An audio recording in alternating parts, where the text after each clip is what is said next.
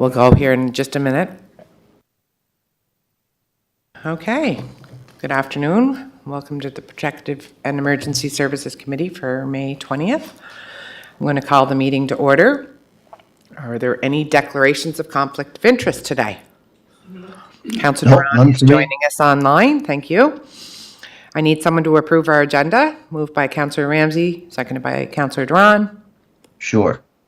Someone to approve our previous draft minutes from the 15th of April. Moved by Councillor Ramsey, seconded by Councillor Duran. Are there any business? Is there any business arising from those minutes? No. Perfect. We'll move right into reports. We only have 2 reports today.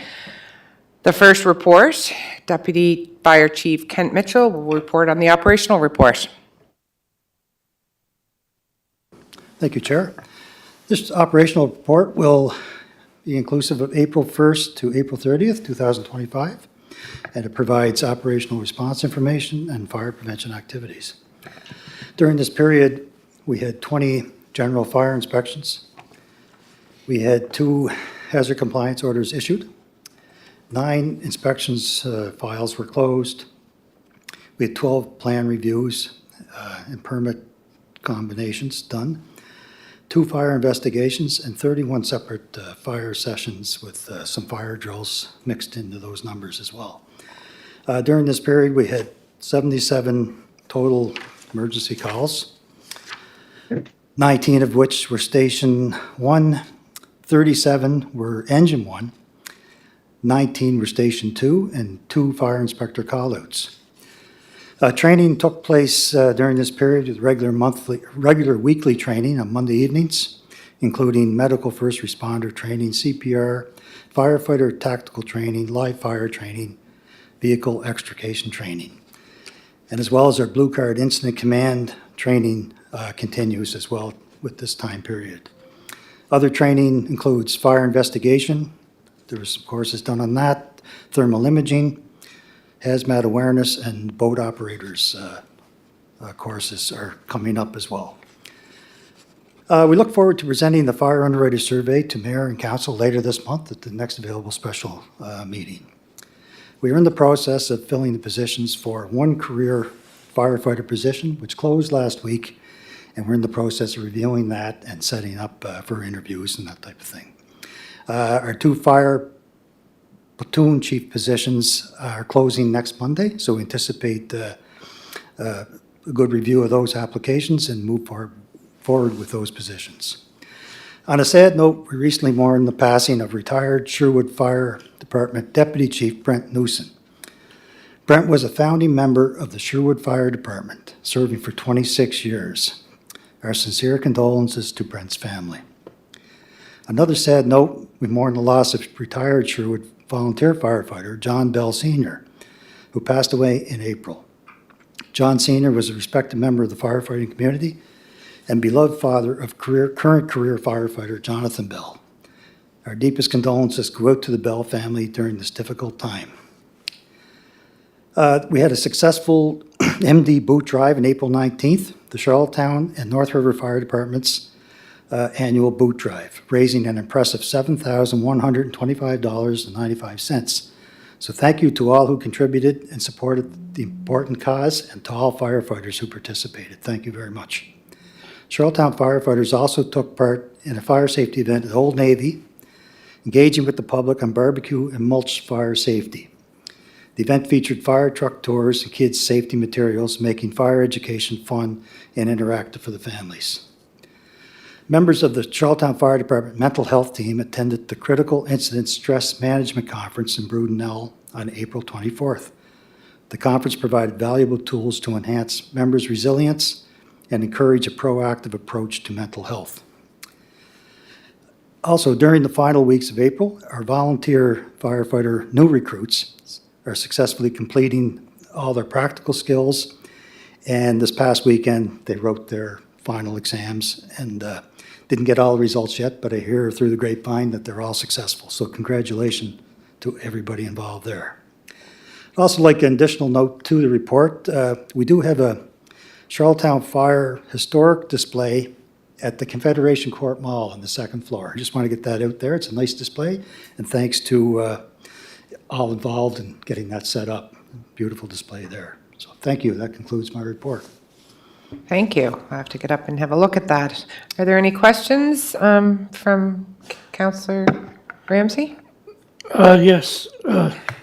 Thank you, Deputy Chief. Just going back to the hiring, do you hire within, or is that outside the? Yes, Councillor Ramsey, for the career firefighter position, that's an internal position, where the other positions, the platoon chiefs are open to anybody to apply. Okay, thank you. Thank you. Councillor Drawn, do you have any questions for? No, everything's great. Thank you. Okay, I'm glad to see that we've committed to getting that fire underwriter study into, I know we had to cancel due to illness, so it'll be good. There's been a lot of people asking. Thank you very much. We'll move on to the second item on our agenda today, which is a JET update from Police Chief Brad McConnell. We had discussion at our last council meeting on this, whether or not it was more of an operational thing, political thing, and we agreed to get some more information at committee. So, Brad? Thank you, Chair. Yeah, I'll just pick up on your comments there. We understand that sometimes operation issues become political and become subject of political debate, and I think this is an example of one of those. So a bit of a history on the provincial and joint enforcement team. You have two letters in your package, one addressed to Mayor Philip Brown regarding the establishment of a joint enforcement team to combat illicit drug trafficking and associated criminal activity. Encouraging Charlottetown to consider this initiative. And you also see the response letter in your package that was drafted primarily by myself and endorsed by the CAO and the mayor. But to provide some context on that, certainly let it be known that Charlottetown and Charlottetown Police Services welcome any new resources to combat illicit drugs in our province and city. I believe perhaps that the motivation and the spirit behind this initiative is well-intentioned. Certainly, I think what has become a bit of maybe a false narrative within this discussion is about Charlottetown's willingness to collaborate on this initiative, but I can tell you that no one collaborates more than Charlottetown in policing in Prince Edward Island. And we support our policing partners through a number of initiatives, including digital forensics, our eWatch program and license plate recognition program that are used by operational units across Prince Edward Island and have a great success. And whenever our partners call for assistance, we are there for them, and vice versa. But we are in very challenging times.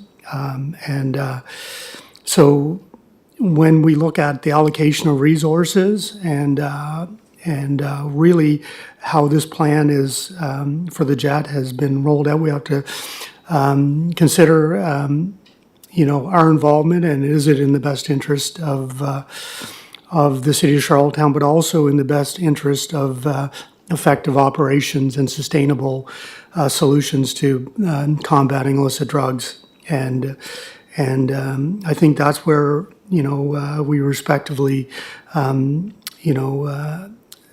acknowledge that we were not willing to participate at this time until we had some of those issues and concerns flushed out. But I can tell you that we enjoy a great relationship with our policing partners, and we wish the JET team the best success, and we will certainly support them in any way we can, and are effectively in our many collaboration efforts. And if you have any questions on that, Chair, or members of council, happy to pick up on it. Chair? Yeah. Yeah. Councillor Ramsey? Thanks for that, Chief. And as I said, it was brought up because what was put in the news there before our last council meeting, and it looked like Charlottetown didn't want anything to do with it. Now that we, sorry, and then now that we have all the information, is very clear. And this started in January, didn't it? And this is, what, May 13th when it hit the floor, Madam Chair? And I was just wondering why the time lapse? You know, was there something that was brought up on the floor of the legislators, and then all of a sudden everyone jumped aboard it? Or I don't understand, like the time lapse between January and May. Thank you, Councillor Ramsey. I think the timelines extend even far beyond that. This is a conceptual idea that has been thrown around for several years, in fact. And but I think we've seen a number of tragedies over the last couple years through addictions and deaths that have certainly put drug enforcement at the forefront of the minds of certainly, I think, our provincial leaders. And certainly it's at the forefront of our mind too. What I, kind of bring to this overall conversation is a continuity of the issues and I can, we're certainly open to consider continuing talks with the province on how we can best support the team and address the outstanding issues of sustainable policing within our large municipalities. I don't think this is just a concern for Charlottetown. It's a concern for municipal policing. But if nothing else if nothing else comes out of this debate about Charlottetown's involvement, is in fact it raises a discussion point that'll bring us back to the table hopefully and discuss this. I think we all want to do everything we can to tackle drug enforcement on around. I think our citizens deserve that, and certainly no one does more than that than Charlottetown right now. And we have a lot to offer. And we'll continue to participate in those discussions.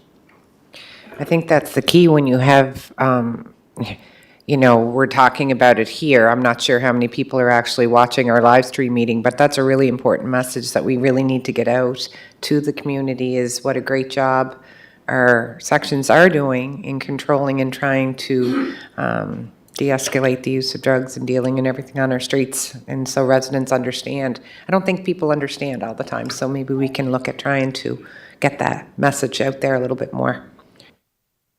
Councillor Duran, do you have any questions? No, none at all. Thanks for the chief for his explanation. That was really informative. So, no, I don't have any questions. Thank you. I think the confusion came when there was letters between political entities that happened, right? Operationally, they have been having discussions and working on things. And then once the politic part came into it is what happened, where we had to revisit this. But thank you. Oh, just one more. So is this more operational than it is? I would say it would be, right? Just to have that clear in the record. Chief? Yes, Councillor Ramsey, through the chair. This is largely operational. It's about approaches to drug trafficking and what resources are available and allocated, and agreements that would be in place. And I would just also put in the minds of members of council and anybody that may be listening that these things don't happen in isolation either. They happen in conjunction with a number of other operational issues and challenges that we're facing.